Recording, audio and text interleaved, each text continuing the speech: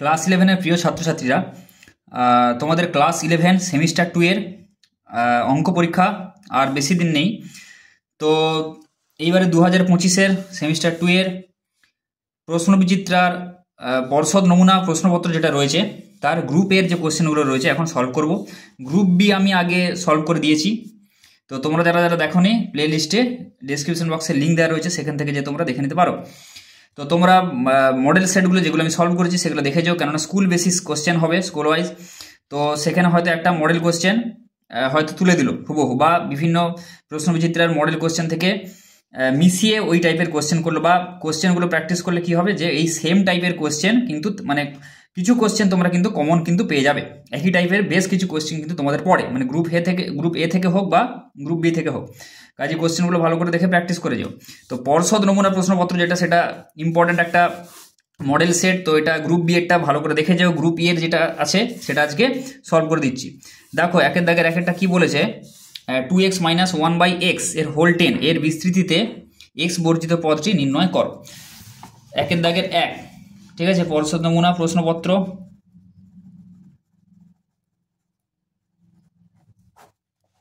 একের দাগের এক কি বলেছে, 2x - 1/x এর হোল 10 এটা বলে দেওয়া আছে, তাই তো। তাহলে এর বিস্তৃতিতে x বর্জিত পদটি নির্ণয় করো।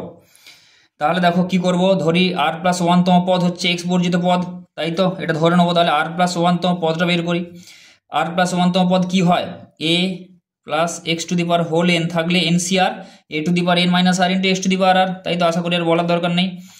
NCR আর এর মান r, এই যে r এর মানটা বের করতে হবে। a এর মান হচ্ছে 2x, এটা two the power 10 - r × x⁴r, x এর মান হচ্ছে মাইনাস, এই মাইনাসটা কিন্তু দিতে হবে, এটা টু দি পাওয়ার r, কেননা যখন হচ্ছে a এখানে এরকম টাইপের আছে, তাই তো।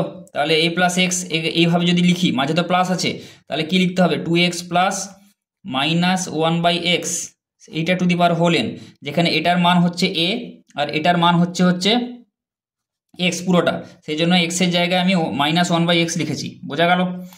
এবার দেখো কি করব, এইগুলোকে ধ্রুবকগুলোকে একদিকে আনো, 10CR × 2 two the power 10 - r, তাই তো, ইন্টু x⁻10 - r, যেটা সেটা পরে লিখছি, এর আগে কি আছে, মাইনাস আছে, -1 two the power r into x⁻, কত আছে, 10 - r ইন্টু এখানে এই যে নিচে x আছে, তাই তো, সেটাকে কি করছি, x⁻r আছে নিচে, সেটাকে উপরে তুলে দিচ্ছি, তাহলে কি হবে, -r হয়ে যাবে, নিচে এটা x⁻r ছিল, তাই তো।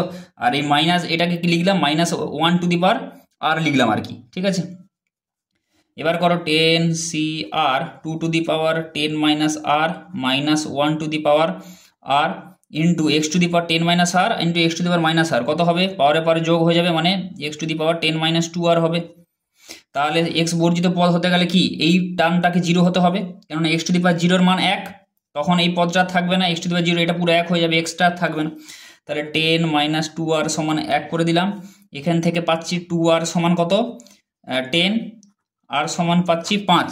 এবার আর এর মানটা যদি আমরা এখানে বসাই, আর এর মানটা আমরা যদি এখানে বসিয়ে দিই, তাহলে কত হবে, এখানে আর এর মানটা সমান 10C5, এটাই x বর্জিত পদ হবে, তাই তো। তাহলে 10C এখানে হয়ে যাবে 5, বোঝা গেল, ইন্টু 2 টু দি পাওয়ার 10, আর এর জায়গায় 5 বসাচ্ছি, ইন্টু -1 টু দি পাওয়ার 5, এটা বসালাম,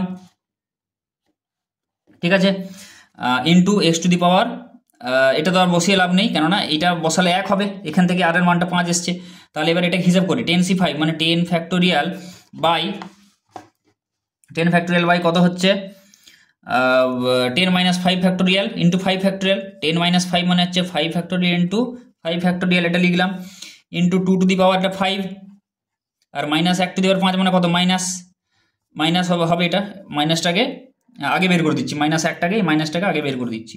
তাহলে 10 ফ্যাক্টোরিয়াল মানে কত, -10 ইন্টু কত করে ভাঙবো, 8 ইন্টু 7 ইন্টু 6 ইন্টু 5, এতটা লিখে ফ্যাক্টোরিয়াল দেবো, নিচে 5 ফ্যাক্টোরিয়াল আছে একটা রাখবো, আর আরেকটা 5 ফ্যাক্টোরিয়ালকে ভাঙবো, 5 ইন্টু 4 ইন্টু 3 ইন্টু 2, ঠিক আছে, আর 1 লিখে লাভ নেই।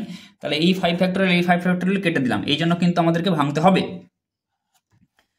ঠিক আছে, তাহলে দেখো এবারে কি করছি, এখানে 5 এটা কাটো, 5 দুগুণে 10, এই 2 কেটে দাও। তারপরে হচ্ছে এই 4 দুগুণে 8, আচ্ছা 3 3 9, ব্যাস হয়ে গেল। এবার তাহলে কত হচ্ছে, আর এখানে ইন্টু 2 টু দি পাওয়ার 5 আছে, ইন্টু 2 টু দি পাওয়ার 5 মানে এটা 32। তাহলে এবারে হিসাব করো কত হচ্ছে, উপরে থাকবে 3 দুগুণে 6 6 36, 3 দুগুণে 6 6 36 ইন্টু 7 ইন্টু 32, তাই তো। তাহলে 36-এর সাথে 7 গুণ করি, 7 6 42, 7 21 22 24 25, 252 সাথে আবার 32 গুণ, 2 দুগুণে 4 2 5 10, 2 4 5 ইন্টু 3 দুগুণে 6 3 5 15 7 56, তাহলে এখানে 4 6 10 1 7 7 8064। ঠিক আছে, এটা আসবে 8064। তাহলে আগে যে মাইনাস আছে, মাইনাস 8064, তাহলে এটাই হবে উত্তর। তাহলে এক্স বর্জিত পদ যেটা হবে সেটা হবে মাইনাস 8064। ঠিক আছে, বোঝা গেল।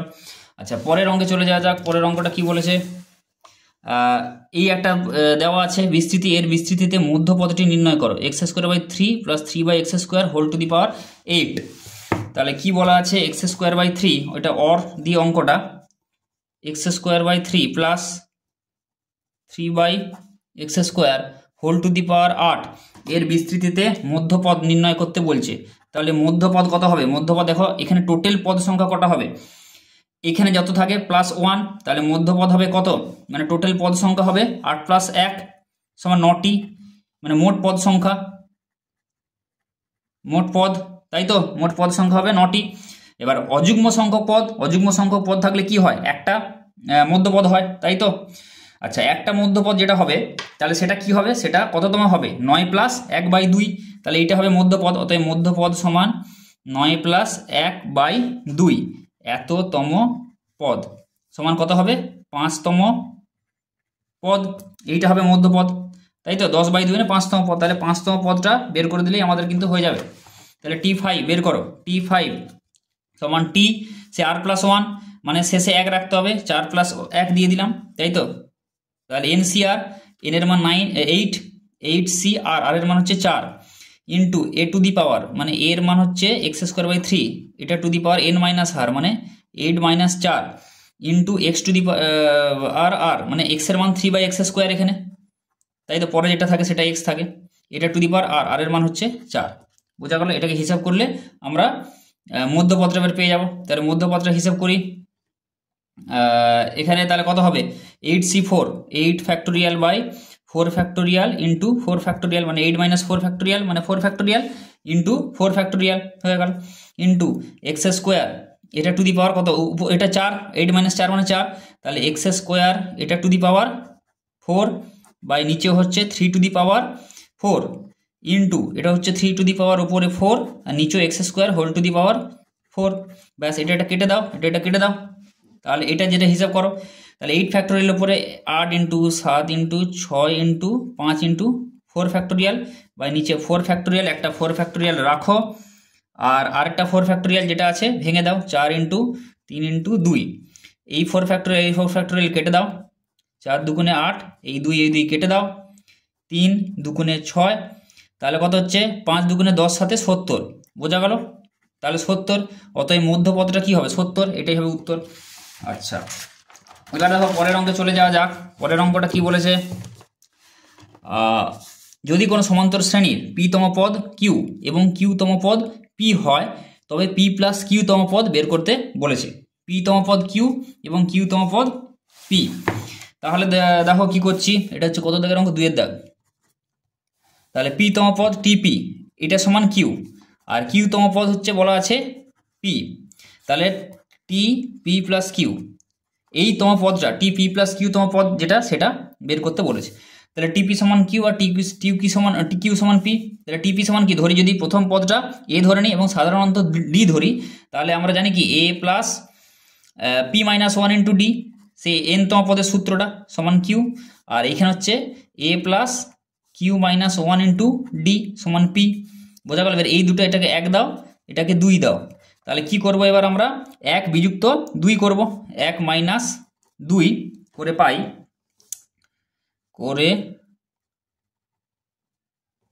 পাই ঠিক আছে।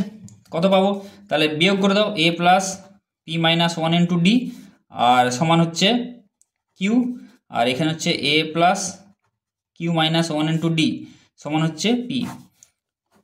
তাহলে এখানে কত পি মাইনাস, এটাকে একদম গুণ করে দিচ্ছি, তাহলে পি ডি মাইনাস ডি, নিচে হবে মাইনাস কিউ ডি মাইনাসে মাইনাসে প্লাস ডি, তাই তো, সমান এখানে হবে কিউ মাইনাস পি। একদম আমি এখানে বিয়োগ গুণ করে তারপরে বিয়োগ করেছি।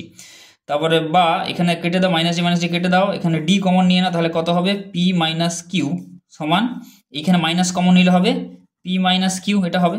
তাহলে বা ডি সমান কত হবে, -1 হয়ে যাবে, মানে minus P minus Q by P minus Q, তাই তো। তাহলে এটা কেটে দাও, তাহলে হবে -1, বোঝা গেল। ডি এর মানটা পেয়ে গেলাম। এবার ডি এর মানটা পেয়ে গেলাম, তাহলে এখানে টিপি প্লাস কিউ এই মানটা এখানে এবার বসাও, টিপি প্লাস কিউ সমান কি হয় আমরা জানি, A plus P plus Q -1 into D, এটা হয়।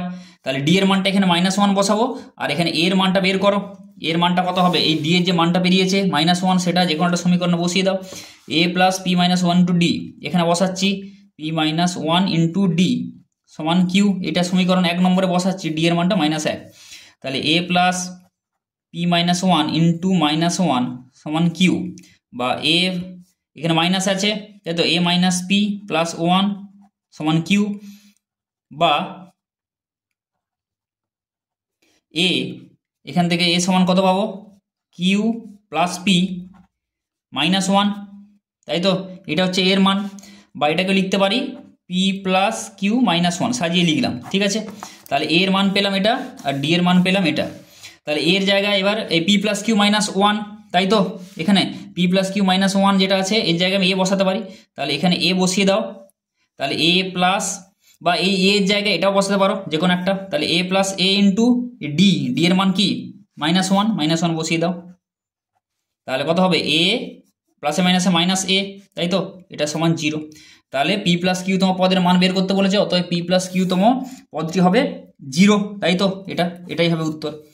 আচ্ছা, তাহলে 1 দাগের সেকশনগুলো হয়ে গেল। 2 দাগেরটা দেখো কি বলেছে, মূল বিন্দু যদি মূল বিন্দু থেকে x by A plus Y by B সমান এক সরল রেখার উপর লম্ব দূরত্ব পি হয়, তবে প্রমাণ করে যে 1/p² সমান 1/a² প্লাস 1/b²।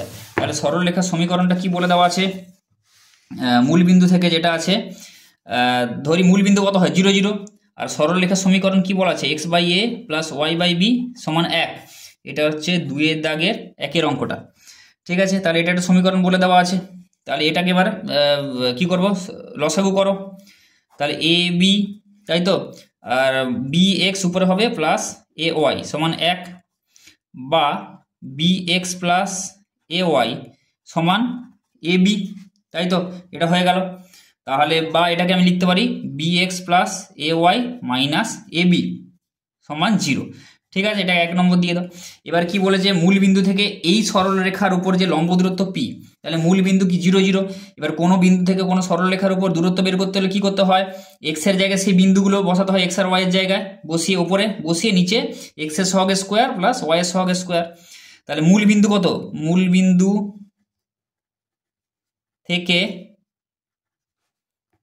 1 নং এর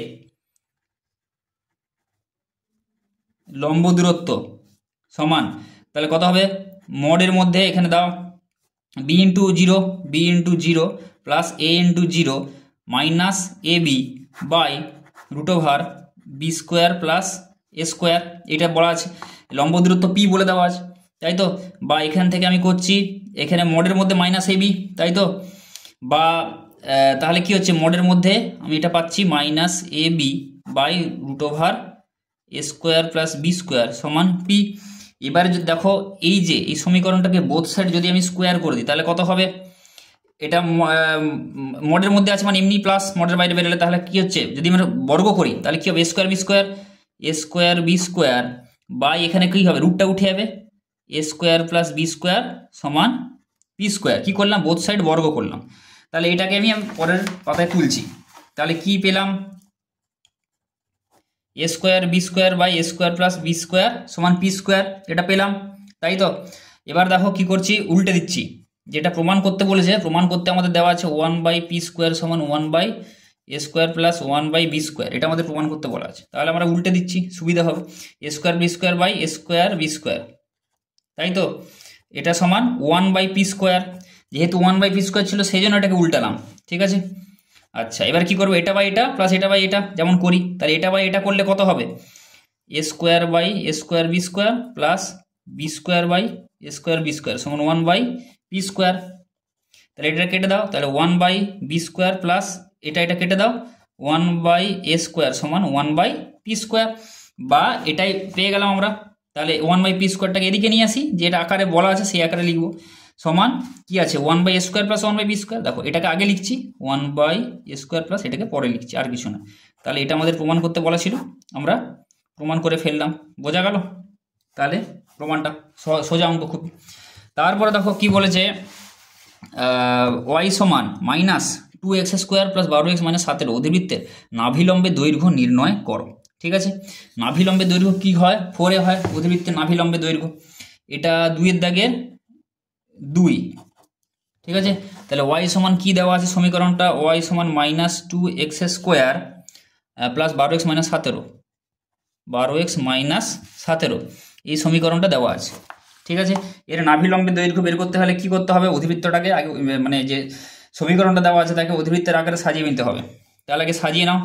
তাহলে ওয়াই সমান কি করব, সাজানোর জন্য আমাকে এই হোল স্কোয়ারের সূত্রে আনতে হবে, মাইনাস দিয়ে দাও আগে, মাইনাস এখানে যদি আমি 2টা কমন নিই, তাই তো, -2টা আমি এখানে কমন নিচ্ছি, তাহলে কত হবে x² -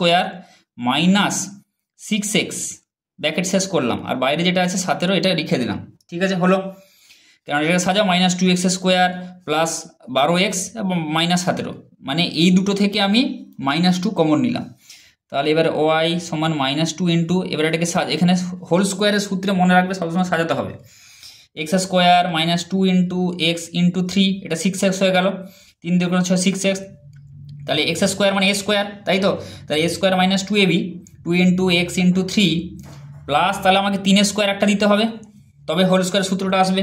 তাহলে 3 কত হচ্ছে, 3 হয়ে গেল 9, তাই তো। এই 9টা আমি এক্সট্রা দিয়েছি, সেই জন্য আমাকে আবার -9 একটা করতে হবে, ব্র্যাকেট শেষ করলাম, -17, বোঝা গেল। তাহলে ওয়াই সমান -2 ইন্টু, এটাকে হোল স্কোয়ারের সূত্রে সাজালে কত হবে, x - 3 এর হোল স্কোয়ার, এই এতটা, x - 3 এর হোল স্কোয়ার। আচ্ছা, এবার দেখো -9টাকে যদি ব্র্যাকেটের বাইরে বের করতে চাই কি হবে, এখানে -2 আছে, এখানে -9 আছে, তাই তো। তাহলে মাইনাসে মাইনাসে প্লাস হয়ে যাবে, বোঝা গেল। তাহলে প্লাস 9 × 2 = 18, তাহলে +18 হয়ে বাইরে বের করলাম, -17 যেটা আছে লিখলাম। তাহলে ওয়াই সমান -2 ইন্টু x - 3 এর হোল স্কোয়ার প্লাস 1। আচ্ছা, এবারে কি করব দেখো, এই ওয়াই -1টাকে এদিকে নিয়ে আসি, ওয়াই -1 সমান -2 ইন্টু x - 3 এর হোল স্কোয়ার, বা এখানে কি হবে, x - 3 এর হোল স্কোয়ার সমান 2টাকে যদি এদিকে ভাগ করে দিই, -1/2 ইন্টু ওয়াই -1। দেখো এই আকারে এখানে স্কোয়ারটা রাখলাম কেন বাঁ দিকে, এটাই অধিবৃত্তের আকার, মানে সেই x - আলফার হোল স্কোয়ার সমান কি হয়, -4a ইন্টু ওয়াই - বিটা, সেই অধিবৃত্তের সমীকরণের আকারে নিয়ে এলাম। তাহলে 4a, তাই তো, -4a থাকে, তাহলে 4a হচ্ছে নাভিলম্বের দৈর্ঘ্য, তাই তো, মানে আকারটা হচ্ছে এরকম, x - আলফার হোল স্কোয়ার সমান -4a ইন্টু ওয়াই - বিটা। তাহলে 4a হচ্ছে এটাই নাভিলম্বের দৈর্ঘ্য, 4 এর জায়গায় কে বসে আছে, 1 এর 2, অতএব নাভিলম্ব সমান, অতএব নাভিলম্ব সমান কত হবে, 1 এর 2, মানে নাভিলম্বের যে দৈর্ঘ্যটা আমরা বের করে ফেললাম, 1 এর 2, এটাই হবে উত্তর, ঠিক আছে। এবার দেখো 2 এর দাগের 2 এর অথবাটা, 9x² কি বলা আছে, প্লাস 16y² সমান 144 উপবৃত্তের ওপর একটি বিন্দু 2,3√3/2 বিন্দুটির উৎকেন্দ্রিক কোণ নির্ণয় করো। তাহলে 9x² প্লাস 16y² সমান 144, এই সমীকরণটা দিয়ে দেওয়া আছে, এটা অর 2 এর দাগের, ঠিক আছে, 2 এর দাগের 2 এর অর, 9x² প্লাস 16y² সমান 144, এটা দিয়ে দেওয়া আছে। তাহলে উপবৃত্তের উপর কি একটা বিন্দু বলে দেওয়া আছে, 3√3/2 বলা আছে বিন্দুটির উৎকেন্দ্রিক কোণ নির্ণয় করো। ধরি উৎকেন্দ্রিক কোণ হচ্ছে থিটা, এটা ধরে নেবো। আচ্ছা, এটাকে আগে উপবৃত্তের আকারে সাজাই, মানে x² + a² + y² b² = 1 ওখানে সাজাই। তাহলে 9x² / 144 দিয়ে আগে কী করবো, ভাগ করবো। 144 = 1। তাহলে এবার 9, এটা কত 16, তাহলে x² / 16 + y² / 9 মানে 16 9 144 কেটে দাও সমান 1 হয়ে গেল। আচ্ছা, x² / a² + y² / b² = 1 আমরা এখানে পেয়ে গেলাম। তাহলে যেখানে a সমান কত, a সমান তাহলে এটা a² এর সমান 16, তাই তো। তাহলে a সমান আমরা পাচ্ছি এখানে 4 পাচ্ছি ধরুন, আর এখানে b² সমান এখানে 9, b সমান তাহলে 3 পাচ্ছি। বোঝা গেল। তাহলে উপবৃত্তের উৎকেন্দ্রিক কোণ, তাই তো ধরে নিচ্ছি তাহলে a cos θ, b sin θ, যেখানে থিটা উৎকেন্দ্রিক কোণ। তাহলে a cos θ সমান আমি 2 লিখতে পারি, সেটাই লিখছি। এর মান কত এখানে 4, তাই তো, এর মানটা হচ্ছে এখানে 4। তাহলে 4 cos θ সমান 2, 4 cos θ সমান এটা কত হলো 2। তাহলে cos θ সমান কত, 2/4 সমান হাফ, তাই তো। cos কতর মান হাফ, cos 60, তাহলে cos θ সমান cos 60 ডিগ্রি, তাই তো। তাহলে থিটা সমান 60 ডিগ্রি, তাহলে উৎকেন্দ্রিক কোণ কত পেয়ে গেলাম, 60 ডিগ্রি পেয়ে গেলাম। এটাই হবে উত্তর। বোঝা গেল, সহজ অঙ্ক। আচ্ছা, এরপর দেখো 3-এর দাগের সেকশনে চলে যাওয়া যাক। 3-এর দাগের কি বলেছে, সম্ভাবনা যে এটা আছে সেটটা আছে তোমাদের। 3-এর দাগের 1, দুটি ছক্কা একসঙ্গে চালা হলে 7 পড়ার সম্ভাবনা কত। ঠিক আছে, তাহলে দুটি ছক্কা একসঙ্গে চালা হলে 7 পড়ার সম্ভাবনা কত। সম্ভাবনার অঙ্কগুলো কিন্তু যতগুলো করাচ্ছি সেম টাইপের একটা কিন্তু আশা করি পেয়ে যাবে, ভালো করে কিন্তু দেখে যাবে। তাহলে দুটি ছক্কা একসঙ্গে চালা হলে 7 পড়ার সম্ভাবনা। তাহলে কি কি হতে পারে, আমি একটা সেট দিচ্ছি। 1 হতে পারে 1 6, একটায় ছক্কায় ধরো 1 পড়লো, আরেকটা ছক্কায় 6 পড়লো, 1 + 6 7, এটা হবে একটা। আচ্ছা, আরেকটা কি হবে, 2 দিয়ে দেখি, 2 একটায় পড়লো, আরেকটায় পড়লো 5, এটা হবে। একটায় পড়লো 3, আরেকটায় পড়লো 4, এটা হবে, তাই তো। মানে টোটাল 7। ঠিক আছে, দুটো ছক্কা একসঙ্গে চালা হলে 7 পড়ার, মানে একটায় তো 7 নেই, দুটো মিলিয়ে 7। ঠিক আছে, দুটো ছক্কা, তাহলে একটায় ধরো এবার 4, আরেকটায় 3, তাই তো। আচ্ছা, আরেকটায় ধরো 5 পড়ছে, আরেকটা তাহলে কত 2 পড়তে হবে, 5 2 7, আর একটায় 6 পড়ে আছে, এই 6 তো হবে না, 5 2, এগুলোই হবে, তাই তো। তাহলে 1 6 6 1, হ্যাঁ 6 1 6 1 হবে, তাই তো। 6, একটা ছক্কায় ধরো 6 পড়ে গেল, তাহলে আরেকটায় 1 পড়তে হবে, ব্যাস এতগুলোই হবে। তাহলে 1 2 3 4 5 6, তাহলে টোটাল কটা নমুনা বিন্দু হচ্ছে, 6টা হচ্ছে। বোঝা গেল। তাহলে PA সমান, একদম সঠিক হচ্ছে, তোমরা লিখে লিখে করবে। যদি 7 পড়ার ঘটনা এ দ্বারা প্রকাশ করা হয়, তাহলে PA সমান NA/NS। তাহলে NA মানে কত, এটা 6, টোটাল 1 2 3 4 5 6, তাই তো। টোটাল কিন্তু এখানে 6খানা টোটাল আছে, বোঝা গেল, 6টা বাই এখানে টোটাল NS। তাহলে মোট নমুনা বিন্দুর সংখ্যা, মোট নমুনা বিন্দু, এটা তো ফেভারেবল আউটকাম হয়ে গেল। মোট নমুনা বিন্দু কত হবে, তাহলে দুটো ছক্কা, একটা ছক্কায় 6 আর একটা ছক্কায় 6 6 6 36, তাই তো। তাহলে এটা হবে 36। তাহলে সম্ভাবনা কত হবে, 6 6 36 মানে 1 6। ব্যাপারটা বোঝা গেল। আচ্ছা, তাহলে 2-এরটা দেখো, 2-এর বলছি, এটা অথবা দেওয়া আছে। অর 3টি ঝোঁকশূন্য মুদ্রা একবার টস করা হলো। ঠিক আছে, 3টি ঝোঁকশূন্য মুদ্রা একবার টস করা হলো, অন্তত একটি হেড পড়ার সম্ভাবনা। এইরকম একটা কোশ্চেন তোমরা দেখে যাবে, আসবেই আসবে। অন্তত একটি হেড পড়ার সম্ভাবনা নির্ণয় করো। 3টি ঝোঁকশূন্য মুদ্রা টস করা হলো, ঠিক আছে।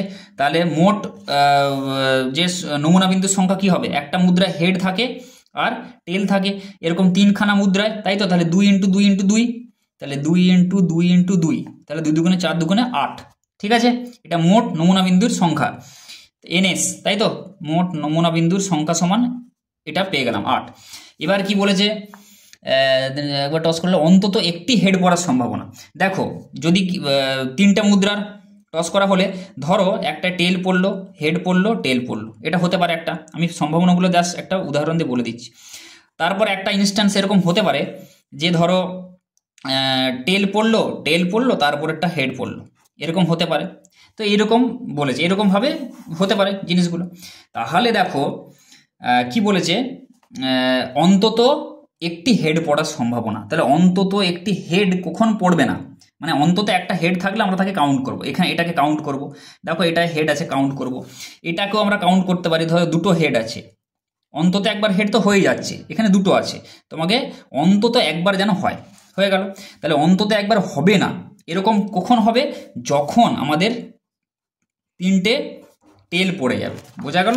এখানে কিন্তু একটাও হেড নেই, তখন এক্ষেত্রে কিন্তু এটা হবে না। তাহলে কটা কেসে হবে না, টোটাল হচ্ছে 8খানা কেস, টোটাল কটা, টোটাল 8খানা কেস, 8বার মানে 8খানা আমি ভ্যালু পেতে পারি, টেল হেড টেল এরকম করে করে টেল টেল হেড 8টা আমি পদ পেতে পারি, নমুনা বিন্দু টোটাল।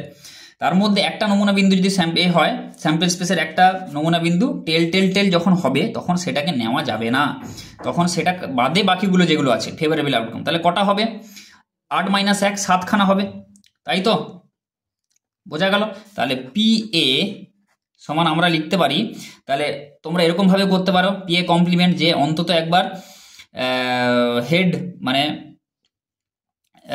যদি আমরা এই ঘটনাকে যদি এবার পি এ কমপ্লিমেন্ট বা পি এ বার দ্বারা প্রকাশ করি, যে অন্তত একবার হেড না পড়ার ঘটনা, তাহলে সেটা কি হবে, এটা একবার হচ্ছে 1 / টোটাল হচ্ছে 8, তাহলে পি এ সমান কি হবে 1 - 1 এর 8, বোঝা গেল, এটা হবে 7 এর 8, মানে পি এ সমান কি 1 - পি এ বার, ঠিক আছে।